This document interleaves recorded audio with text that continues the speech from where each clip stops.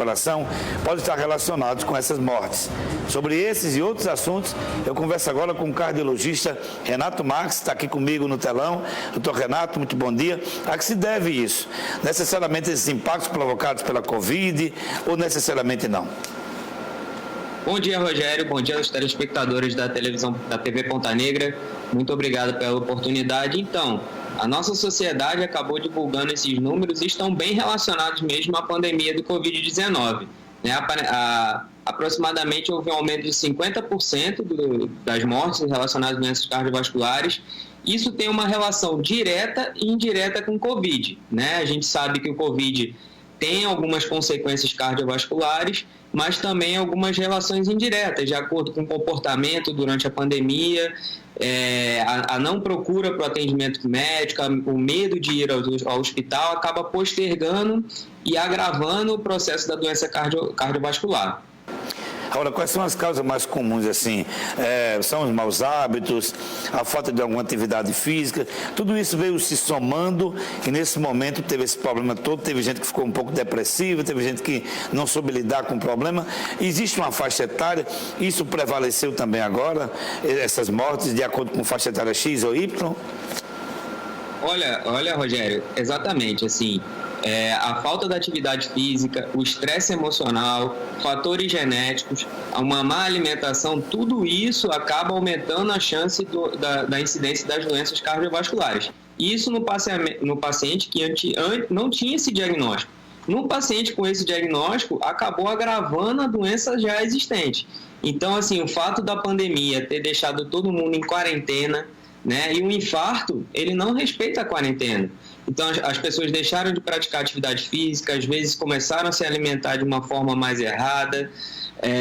O estresse emocional causado pela falta do trabalho, ou então até mesmo por conta de uma demissão, um excesso de tempo livre, entre aspas, tudo isso aumenta a chance de doença cardiovascular. Além disso, temos outros fatores em relação à faixa etária.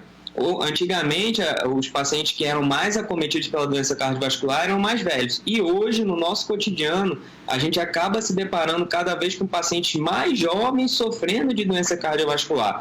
Na nossa prática, no passado era muito difícil a gente estar operando um paciente abaixo de 40 anos, 35 anos. E isso hoje não é raro. Assim, nós já operamos pacientes com 32 anos, com 30 anos, a cirurgia de ponte safena. Então, cada vez mais a incidência de doença cardiovascular vem aumentando na população e isso associado ao Covid aumentou, diante de tudo isso que a gente falou para você agora. Quais seriam os sinais que evidenciam que há necessidade de um tratamento mais urgente? Muita gente tem dúvida com relação aos sinais. Mas qual foi o sinal que eu senti? Será que é coração? Será que é uma dor em outro lugar do corpo? Está achando que é coração? Enfim, e quando deve procurar um especialista? Bem, Rogério, assim, a gente tem alguns sinais e sintomas mais específicos da doença cardiovascular. Mas antes de eu falar para você e para os telespectadores, é importante que todo mundo, né, faça a sua prevenção primária da doença cardiovascular procurando o cardiologista. Então, vamos lá. Quais são os principais sintomas? Uma dor no peito, que é associada ao esforço, que para quando a gente faz esse esforço. Uma dor no peito súbita, que irradia para o braço esquerdo, para o braço direito, ou para as costas, ou para o queixo. Um cansaço que começou a ter agora e não tinha antes. Tudo isso são sinais e sintomas específicos, não só específicos, mas são mais característicos das doenças cardiovasculares. Então, uma dor muito forte, associada ou não ao esforço que ele não tinha antes, uma falta de ar súbita sem causa aparente que ele não vinha sentindo antes, é importante que ele procure logo o atendimento, seja ele na emergência ou através de um consultório de um cirurgião cardiovascular ou de um cardiologista, para que ele tenha esse diagnóstico. Agora, enfatizando, é melhor prevenir do que remediar. Então, a gente tem sempre que estar cuidando da saúde para não cuidar da doença. Agora, momento de tensão, de muita preocupação de todos, a pandemia não passou, muita gente ainda vive isso de forma bastante intensa e cada um reage de uma forma diferente. Então, o que fazer exatamente para tentar conciliar isso? Bem, Rogério, essa é a pergunta aí que vale 1 milhão no mundo hoje.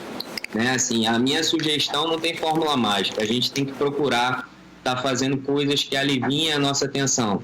a gente se reinventou muito nessa pandemia, né? Pessoas começar um hobby, música, atividade física, leitura, né? Tudo isso para ocupar a mente, procurar conversar com seus amigos, seus familiares e também procurar ajuda de profissionais, né? Psicólogos, psiquiatras, para que possam tratar essa ansiedade que já é muito comum na nossa população e diante da pandemia aumentou demais. Então, assim, não existe uma fórmula mágica. Existem dicas, como essas que eu falei, procurar algo que ocupe sua mente de uma forma prazerosa, né? E se isso não melhorar, procurar ajuda de profissionais que vão acabar te levando a uma melhora desse quadro de ansiedade.